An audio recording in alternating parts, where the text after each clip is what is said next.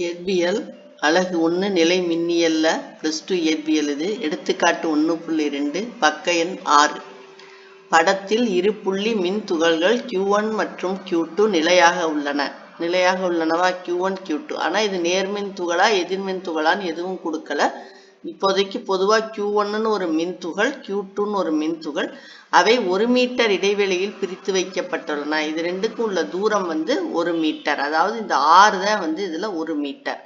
பின்வரும் நேர்வுகளுக்கு அவற்றுக்கு இடையே செயல்படும் விசையை கணக்கிடுக அப்படின்னு 3 நேர்வு கொடுத்துருக்கு. 3 கேஸ்லயும் நம்ம அதனுடைய விசையை கண்டுபிடிக்கணும். விசை ஃபோர்ஸை கண்டுபிடிக்கணும். இப்ப முதல் நேர்வு என்னன்னா Q1 +2 மைக்ரோ கூலும் மற்றும் Q2 +3 மைக்ரோ கூலும். ரெண்டாவது நேர்வு Q1 +2 மைக்ரோ கூலும் மற்றும் Q2 -3 மைக்ரோ கூலும். இதுல ரெண்டுமே நேர்மின் துகள். இதுல ஒரு நேர்மின் துகள், இதுல ஒரு எதிர்மின் துகள். இதுல எப்படின்னா மூணாவது நேர்வுல அதேதான் Q1 +2 micro coulomb Q2 -3 micro coulomb ரெண்டாவது நேர்வு மாதிரிதான். ஆனா இது நீரில் வைக்கப்படும் போது எப்சிலான் R 80 அப்படின்னு ஒண்ணு சேரும். இப்போ ஒவ்வொரு நேர்வா பார்ப்போம். அதுக்கு முன்னாடி இதனுடைய சூத்திரம் ஃபார்முலா தெரியணும். என்ன கேட்டிருக்கு நமக்குன்னா விசை தான் கேட்டிருக்கு. அப்ப விசைக்கான ஃபார்முலா என்ன, விசையை கணக்கிடுக அப்படின்னு தானே கேட்டிருக்கு. அப்ப விசைக்கான ஃபார்முலா என்ன அப்படின்னா F21 vector is equal to 1/4 pi epsilon naught epsilon R Q1 Q2 by R square R12 cap. இதுதான் விசைக்கான ஃபார்முலா. F21 அப்படிங்கிறது என்ன அப்படின்னா நம்ம எப்போ முதல்ல உள்ளதை எடுத்துக்கணும். மின்துகள் Q2வின் மீது மின்துகள் Q1 செயல்படுத்தும் விசை. இதுவே F12 இருந்தா Q1 மீது Q2 செலுத்தும் விசை. Q1 மீது இதன் மீது Q2 செயல்படுத்தும் விசை அப்படின்னு நம்ம எடுத்துக்கணும். அது மாதிரி R12 கேப் இங்க F21ன்னு போட்டா இங்க R12ன்னு மாத்தி போடணும். இங்க F12ன்னு போட்டா இங்க R21ன்னு மாத்தி போடணும்.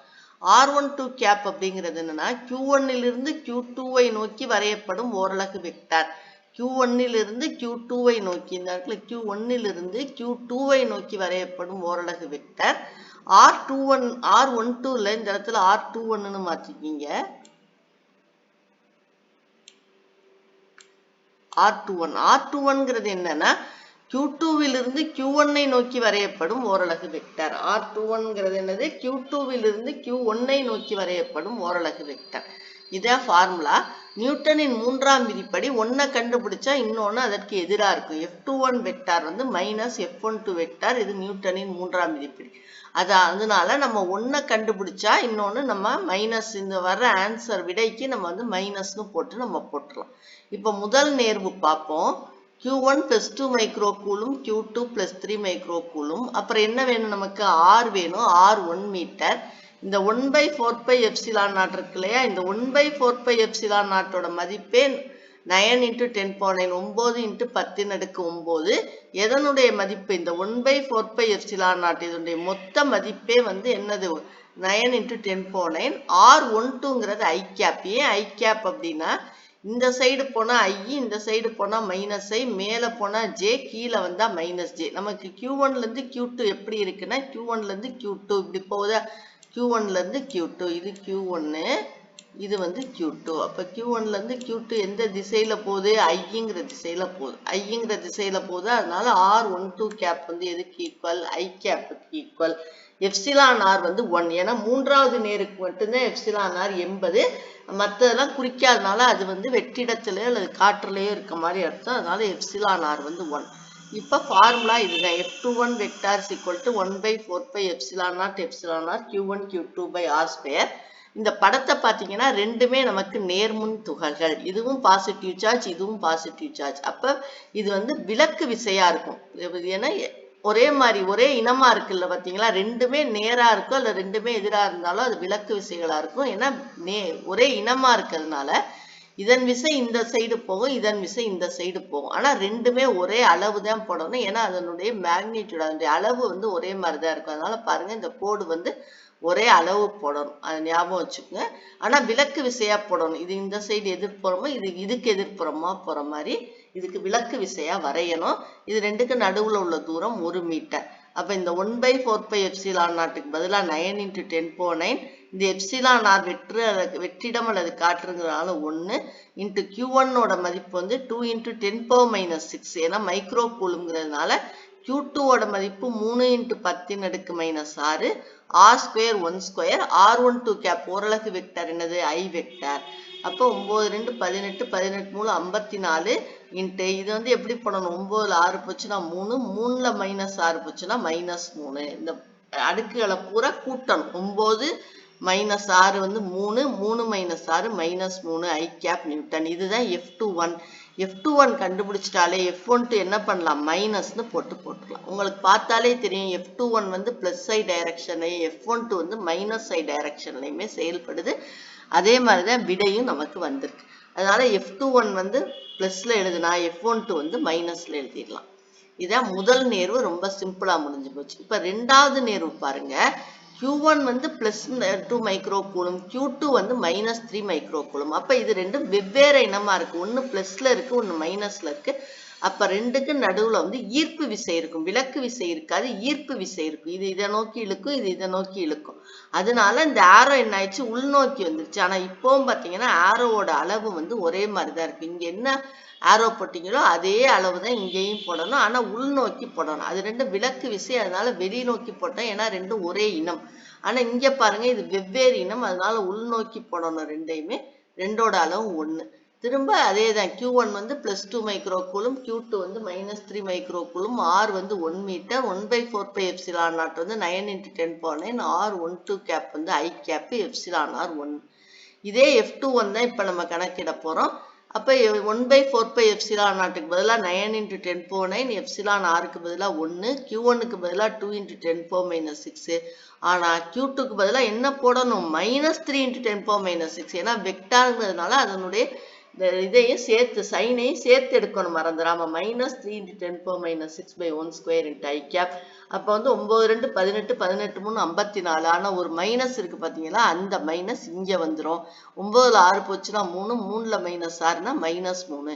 அப்ப -54 × 10⁻³ I கேப் நியூட்டன். இங்க புரியுதா? இந்த அடுக்குகளை பூரா கூட்டணும்.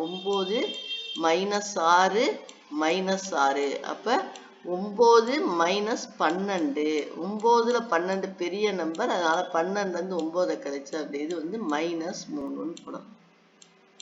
-3ன்னு போடும். அதனாலதான் இங்க -3. இது என்னது F21 வந்து நமக்கு இப்ப என்ன வந்துருச்சு -54 × 10⁻³ I கேப் நியூட்டன் வந்துருச்சு. அப்ப F12ங்கிறது இந்த சைனை மாத்தி போடணும். இந்த மைனஸ் என்ன ஆயிரும் பிளஸ் ஆயிரும்.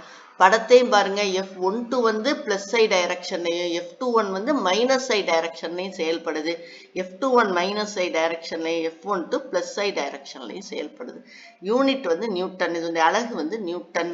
யூனிட் இல்லாம எழுதவே கூடாது. சரி, இப்ப மூணாவது பாருங்க. மூணாவது நேர் வந்து இதே தான். ஆனா என்ன தண்ணிக்குள்ள வைக்கிறதுனால எப்சிலான் ஆரோட மதிப்பு 80 ஆயிடுது. தண்ணிக்குள்ள வச்சிருக்கோமா, தண்ணிக்குள்ள வச்சுட்டு இந்த கோட்டோட அளவையும் சின்னமாக்கியாரு. ஏன்னா தண்ணிக்குள்ள வைக்கும் போது விசையோட இது வந்து கம்மியாகும். அதனால இங்க என்ன அளவு போடுறீங்களோ அதே அளவு கோடு போடக்கூடாது. இந்த கோடு வந்து கொஞ்சம் சின்னமா போடணும்.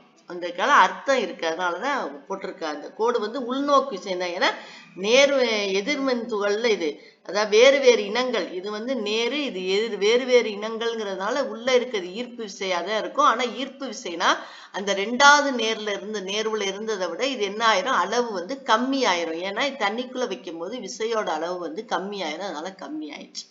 என்ன கம்மி ஆகும்னா F21 வெக்டாருக்கு இதுதான் ஃபார்முலா. இதுல 1/4πε0 9 × 10⁻9 ஆனா எப்சிலான் ஆர் 1 கிடையாது, எது 80. அப்ப 80 மடங்கு குறையும். இதனுடைய விசை வந்து 80 மடங்கு குறையும். Q1 அதே 2 × 10⁻6 தான். Q2 வந்து -3 × 10⁻6 தான்.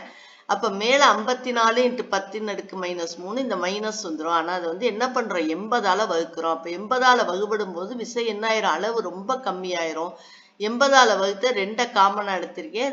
227 are 54 240 are 80 2 40 80 இது 27ஆல் அடிச்சிருக்கேன். அப்ப 27 40ஆல வகுக்கணும். அப்ப 40 27 சின்ன நம்பர், அதனால 0 போட்டு இங்க 0 பாயிண்ட்னு ஒண்ணு போட்டேன். 40 240 மிச்சம் 30. ஏற்கனவே பாயிண்ட் வச்சதுனால ஒரு 0 மட்டும் சேர்த்துக்கிட்டே வரலாம். 300 47 280 300ல 250 வச்சுன்னா 20, ஒரு 0 சேர்த்துக்கலாம். 45, 200 மொத்தத்துல 27 40ஆல வகுத்தா -0.675 மைனஸ் இங்க இருக்கு. 0.675 × 10⁻³ I கேப் நியூட்டன். அப்ப 54ங்கிறது என்ன ஆயிடுது? 80 மடங்கு குறைஞ்சு 0.675 ஆயிடுது. அதனால தண்ணிக்குள்ள வைக்கும்போது விசையின் அளவு குறையும். தண்ணிக்குள்ளேயோ வேற எந்த ஊடகத்துல வச்சாலும் விசையின் அளவு குறையும். அப்ப F21 மைனஸ்ல வந்திருக்கு. அதனால F12 என்ன ஆயிரும்? பிளஸ்ல வந்துடும். இதை தனியா கால்குலேட் பண்ணவே வேண்டாம். ஒண்ணு கால்குலேட் பண்ணிட்டு அதுக்கப்புறம் அந்த சைனை மாத்தி எழுதுனீங்கன்னா 2வது கிடைச்சு. இதுதான் வந்து எடுத்துக்காட்டு 1.2ல உள்ள 3 நேர்வுகள். ஒன்றை கண்டுபிடிச்சிட்டு இன்னொன்னு சைனை மாத்தி எழுதிருங்க. இது முதல் நேர்வு, இது 2ஆம் நேர்வு, இது வந்து 3ஆம் நேர்வு. நன்றி.